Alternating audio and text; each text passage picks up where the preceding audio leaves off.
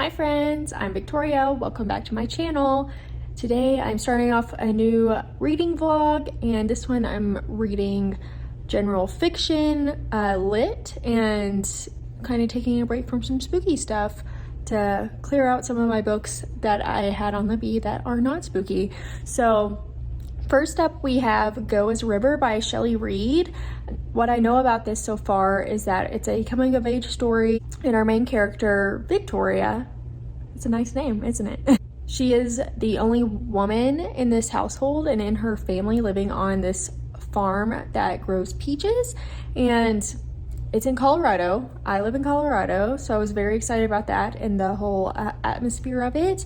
But she is kind of coming of age. She meets this person. I don't know if it's just like a friendly relationship or a romantic relationship or what happens, but it's her trying to grapple with where she's gonna go, what she's gonna do with her life. Is she gonna stay in this small town on this farm with her family, or is she gonna move on to other things? And so that's all I know so far. This is getting really great reviews, so I'm excited about it, and I hope that it lives up to all the expectations and the hype. I don't know if it's gonna end up being sad or what, so we'll see, but I will update you once I get into it a little bit. Okay, update time. I'm about a third of the way through Go as a River. So far, I am liking it. Jasper. Sorry, my dog is barking. But I'm about a third of the way through now, and I am liking it so far. It's been super easy to read. Like everything's flowing very smoothly, and it's been an easy read and an easy story to follow. Honestly, the storyline so far is pretty basic. I have not gotten anything new or really rewarding from it other than the writing. The writing is absolutely beautiful. There's some really amazing like metaphors in here, and similes and descriptions, and quite a few really quotable lines and things that you would want to save and highlight that have just been really beautifully written. So I am appreciating that. But so far the story is exactly kind of what the synopsis is saying. She is growing up, she's getting older, and she lives on this farm with her family. It's her dad, her brother who's a drunk, and her uncle who lost a limb in the war. So he is in a wheelchair, unfortunately, but they all kind of, it's just them, and they're getting along in life, growing peaches on this farm and kind of just taking it day by day and really doing what they can to survive. And I'll go ahead and tell you this because this is mentioned right off the bat, but other than Victoria, pretty much every other woman in the household was killed in a car accident, unfortunately, and this included her mother. And like almost immediately, the men in the family expected Victoria to pick up the slack, do all the womanly chores, start cooking, do laundry, all those things, and they just like put that on her. And she was pretty young. I want to say she was 13, 12 or 13 at the time. So she's been handling all those chores for years, has not complained. She helps on the farm, she cooks every meal, she does all these things, and from what I can tell, she hasn't gotten a ton of support from her family. But it is the year 1948, and you know, I would kind of think that was probably pretty typical, and especially like with men not being emotional, I think that was kind of just how things were back then, unfortunately. And you know, having those very set roles for women and men. But it sucks because she also helps on the farm, so she is doing so much more than everyone else in the family. She meets this man in town, she forms a crush, she has a crush on him, and then she finds out that, oh, everyone does not like this person because he's Indigenous or Native American, and she doesn't know what he's doing in town or what's going on, but they do form a relationship, and that's really what has happened so far in the story. I do think the relationship is really sweet so far. Has it done a great deal to really build that strong relationship in my brain? Like at first when I was reading it, I was like, is this going to be like a Notebook kind of story? Because is this just going to be like a love drama kind of thing?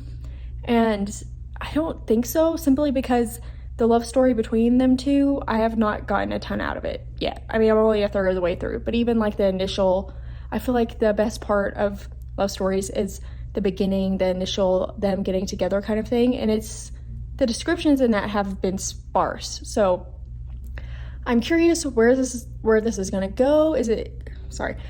I'm curious where this is gonna go, if it's gonna pick up and kind of get more unique and different and really stand out in my mind, because right now it is pretty average to me. Has beautiful writing. I like the characters fine, but it seems like a story I've heard before numerous times. So that's my update for now, and I'm gonna keep reading. I actually think I might finish it tonight. I'm really flying through it. It's super easy to read, so hopefully I can update you again later and I'll be done. We'll see.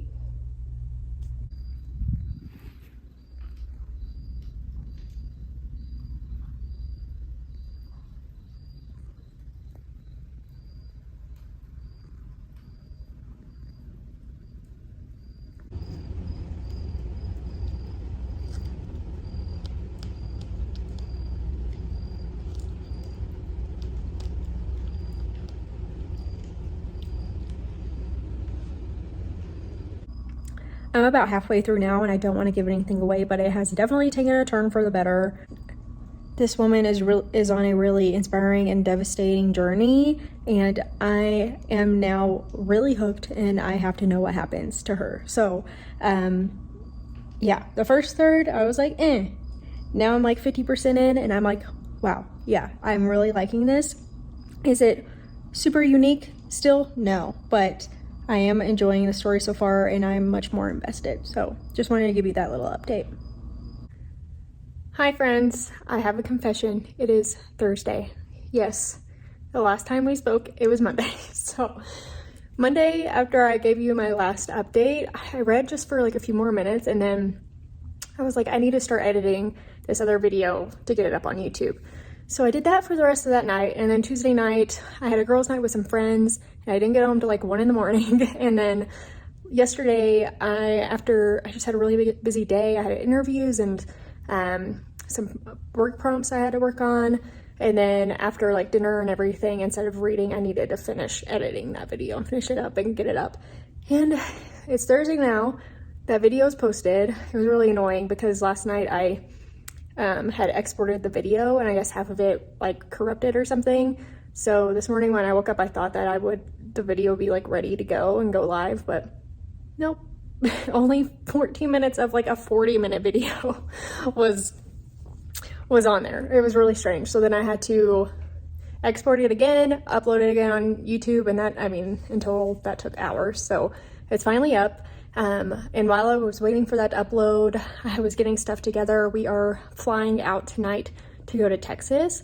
My boyfriend Drew, his mom and stepdad, it's their like 25-year wedding anniversary and they're doing a vow renewal. So we're going to Texas for a few days for that. It's gonna be really hot, but it'll be nice and good to see family.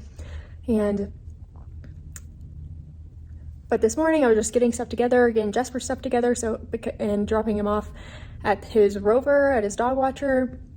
We use Rover, by the way, and we actually really enjoy it. We haven't really had any bad issues except for with one person. So overall, really good. And I shaved, showered, put tanner on. If you can't tell, I'm not this dark normally.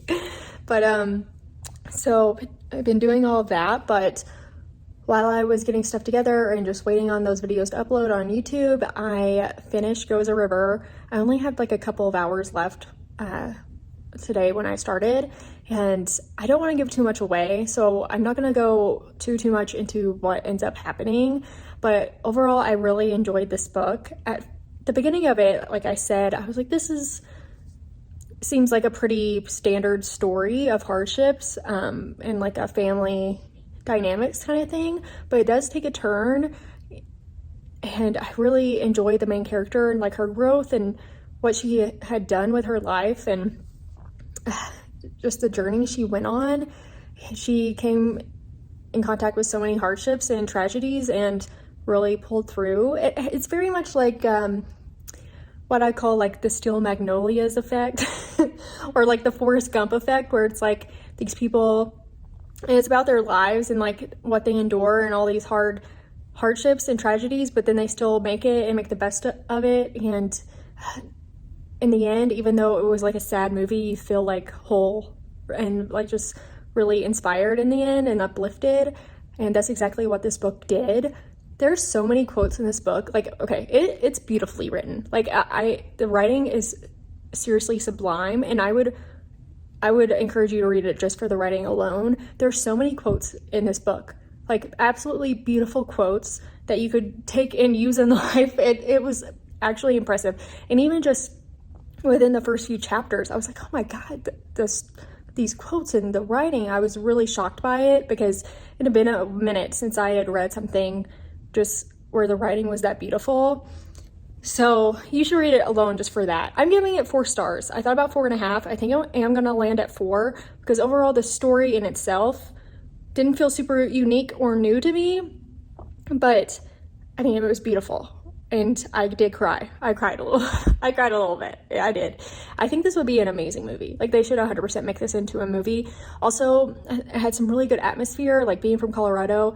And I need to look into if that city was real, or like what, like the history of that area of Colorado is real, because that's super interesting. And I didn't know that. I didn't grow up here. I grew up in Nashville, like outside of Nashville. So I need to look up and see if what happened in the book to that area is true, because I'm curious now, because I didn't know. But it was beautifully written. It's heart-wrenching, heartwarming at the same time. I don't know what more to say about it. It was a good read, and I would definitely recommend it.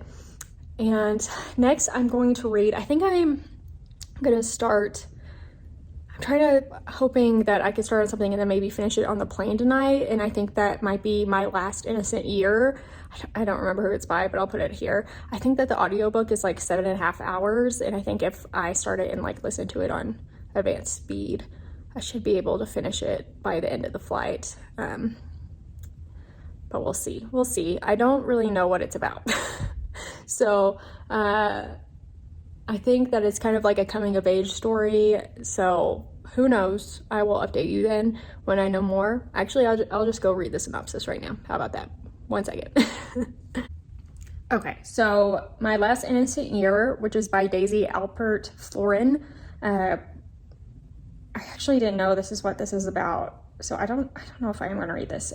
It's her debut novel, but it says that it's about a non-consensual sexual encounter that propels one woman's final semester at an elite New England college into controversy and chaos, and into an ill-advised affair with a married professor. Okay, well, I like that last sentence. That's interesting. It's always hard for me to read these kinds of books about essay and stuff like that.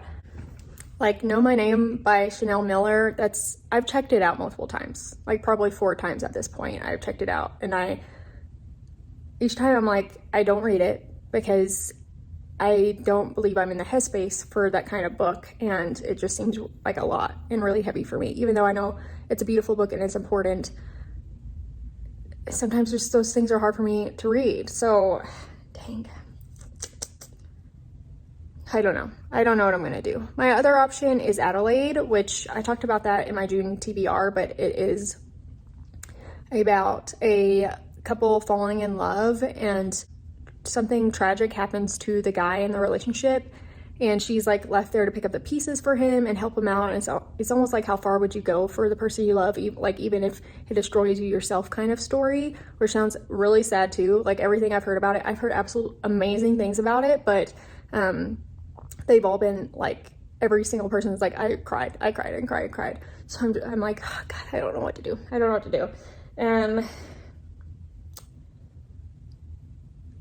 I'm not sure. I'll let you know. I gotta think about it. I gotta think on this for a second.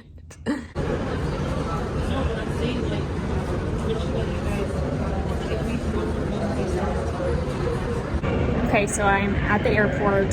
I'm in public, so this is weird filming for me, but I wanted to give you an update. I am about 30% into My Last Innocent Year, and I did end up going with that one. And so far, the situation that I was worried about and concerned with being too heavy.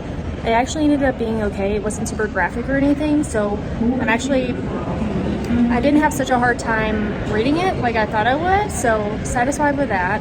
And right now it's really just going into her time at the college, and she has this professor that she is kind of infatuated with, has a huge crush on, and he's really nice to her, so I don't know. I think that's where it's developing, so we'll see. But there's some other issues with some students and other professors as well, so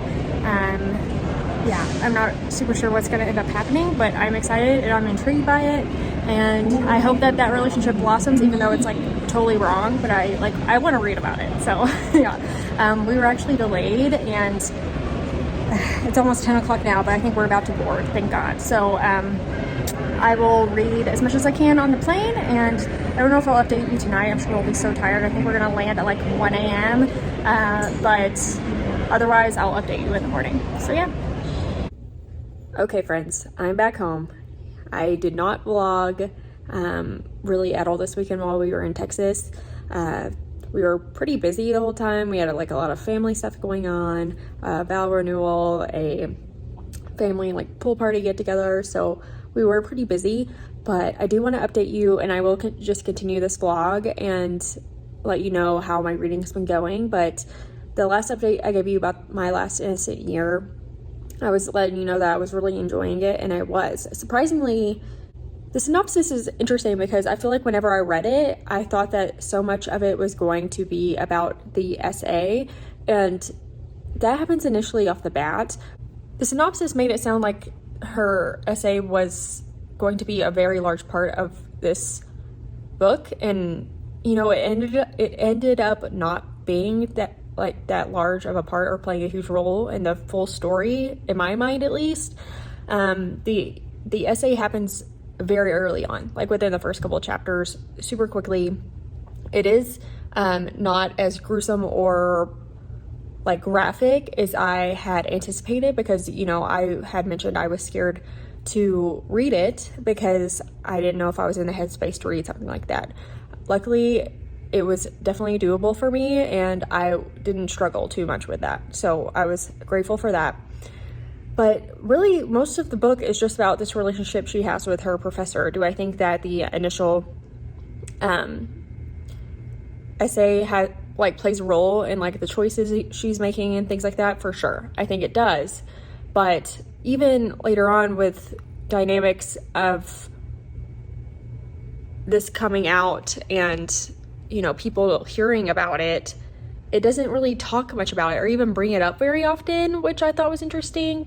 It's mostly just about her pining for this professor and infatuated with him, and then they spark it, and then they form a relationship, and it is definitely inappropriate and sexual. This guy is, he has his own problems, she has hers, and then there's this other plot point and story within the story about this other professor and her husband and this weird dynamic that they have with their family that is strange. Like, I get why it's in there, and it helps with the full like overarching like climax in the book coming to an end and the resolution. I get that for sure, but it just seemed really weird, like a weird place to take this. Overall, I'm a bit conflicted about it. I'm gonna give it 3.5 stars. I did enjoy reading it. I liked the relationship between professor student, like in like a bad way. Like I was like, oh, this is inappropriate, but I thought I liked how that happened. But was it a bit too romanticized for me? Yeah, it was. Overall, it was just okay. I actually finished it on the plane that night, so it was a really quick read for me. The main character I did not love. I wanted to see what was going to happen with her. I was invested to see how she turns out and what happens for sure, but I was not connected with her. I felt like she did not make great decisions. I just had a hard time relating with her throughout her relationships from every spectrum: romantic, family relationships, friendships, the way that she would handle people in her life was interesting, and I didn't connect. I did not connect with her there, but I enjoyed it. I think it's a decent coming of age. Does a ton happen? No. Is the romance between professor student interesting and kind of intriguing and spicy at times? Yes. Does it romanticize it a little bit too much? Yes, I believe so. There's a weird mystery, like tiny bit of mystery aspect in this that makes no sense, but with that other family like that I was talking about. So that was really strange and weird, and it played a part in the ending, but I just don't know if that was worth it. So I don't know. I'm conflicted about it. I wanted to like it a lot more, but overall it was good. I'm gonna give it 3.5. It wasn't bad at all. I enjoyed it. It was just not my favorite thing in the world. Okay, so then, speaking of not my favorite thing in the world, let's talk about something that is actually might be one of my favorite books of the year, and that's Adelaide. I am so shocked by this book. I am loving it so much. I'm almost done. I had to stop reading because we had landed last night, but I'm 90% through with it. And so far, I mean, it's 100% a 5-star read. I am loving, I'm not a romance person. I'm not. And this definitely has levels of romance, but it's definitely about more. It's more deep about, okay, we got a cat. There is definitely romance in there, and a really good one at that, but it's about so much more, and mental health and just self-worth and self-love and dealing with life and work and friends and changes and all kinds of dynamics that, you know, I think everyone can really relate to. And Adelaide is an American living in London. She's getting her master's, and she has some friends there, a roommate, and she has some issues in her past with not a great relationship where there was some SA in that relationship. So she has pretty much just been like sleeping around, having fun, like taking control back over her, you know, body and autonomy in that way, and which, you know, in itself in some ways could be healthy, but also can be unhealthy as well. And she also, in her family, there's a lot of mental health issues that her family suffers from. Her sister is bipolar. Her mom has like attempted, you know, not great things in the past. So she has dealt with a lot, and she's getting her degree. She's getting her master's in London, and she meets this man and falls in love with him pretty instantly. And he does seem absolutely amazing, and the romance and them falling in love, like I can't tell you how invested I am in this person, in this character.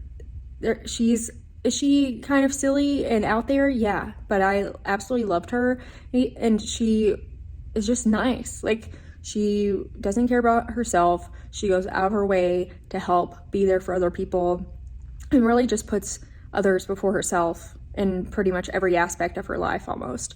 But when this relationship happens, she puts him before everything else, and, you know, she especially before herself.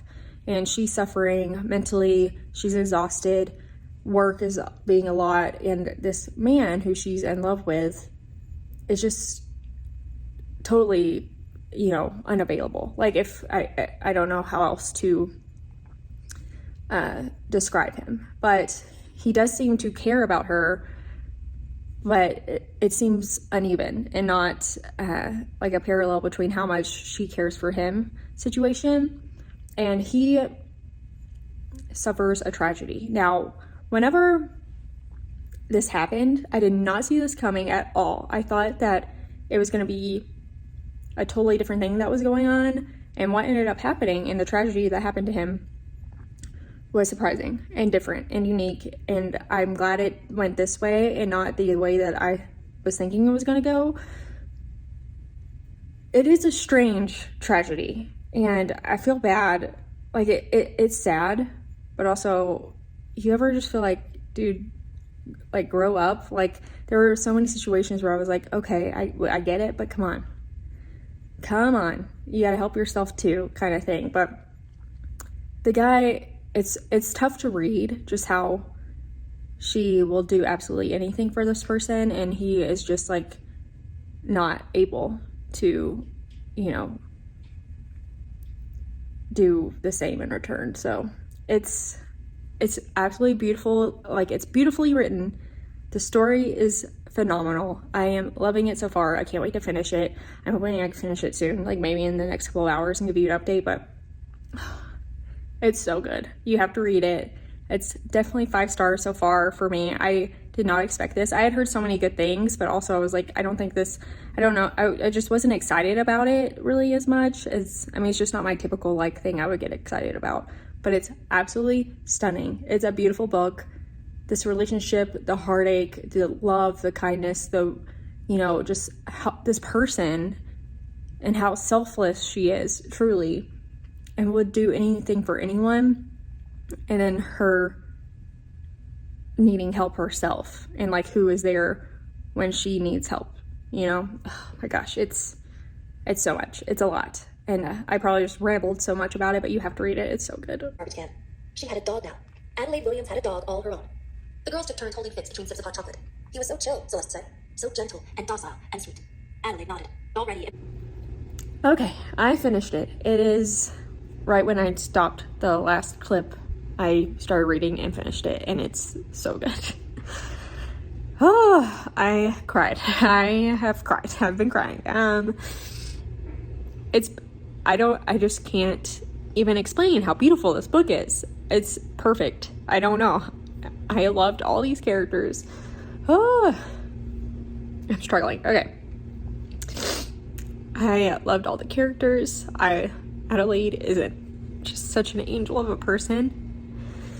And just the story of finding love for yourself and your self-worth, and that you matter and you can take time for yourself, and also the importance of friendships and relationships that aren't just, you know, with like that, in relationships that aren't just like sexual or boyfriend and girlfriend kind of relationships, or, you know, a partner, but friendships and people that are in your life that, you know, sometimes those friendships can be just as rich as anything else. Gosh, it's a beautiful story. I love the way it ended. I loved everything about this book. Oh my gosh. I mean, this might be my favorite book so far this year, honestly. It's amazing. I don't know what else to say about it, because I don't want to give anything away, but just please, you have to read this. It's beautiful. It's inspiring and uplifting. It's also like heartbreaking and heart-shattering, but you feel a lot. And yeah, I cried, but I'm like, I'm happy I did.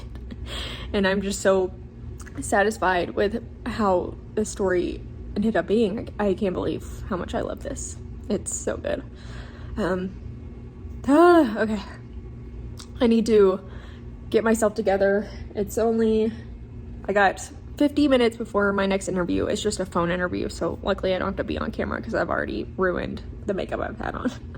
But I'm going to go through my holds on Libby and kind of see what I'm going to read next, and kind of schedule some new books, and hopefully I can add one more book in this vlog for you.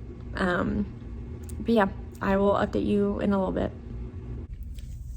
Okay, it's the next day, and last night I did not read anymore. I actually went to bed super early.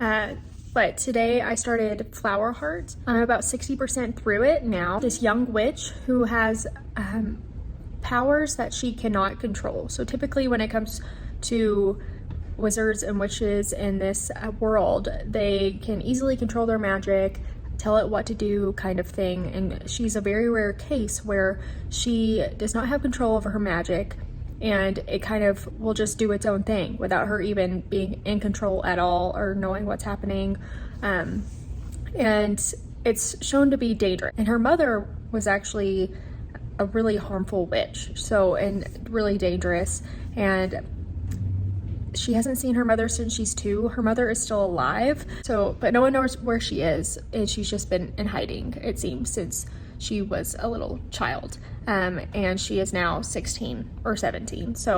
And because she has no control over her powers, the Council of Witchcraft have come to her to let her know that she has 2 choices basically when it comes to her magic, and that she can either agree to have a spell put on her to where she gets hurt or feels pain every time she does magic. So hoping that this would deter her from consciously or even subconsciously performing any spells. The other option is that they can remove her magic totally and take her powers away from her.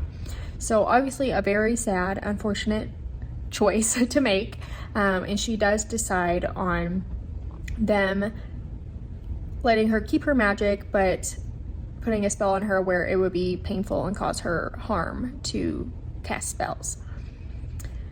Once they leave her house after telling her this, she is very upset, and she accidentally causes harm to her dad and puts a spell on her dad, and he's sick. She's afraid he's going to die, and she doesn't know what to do but to run to her old friend's house to see if he can help. And he is actually one of the members of the council, and basically he comes, gives her dad a potion. He's stable, but he is still pretty ill, and overall he has agreed to be her teacher and has agreed with the council that she can keep her powers normal without putting that spell on her until she heals her dad, because basically once she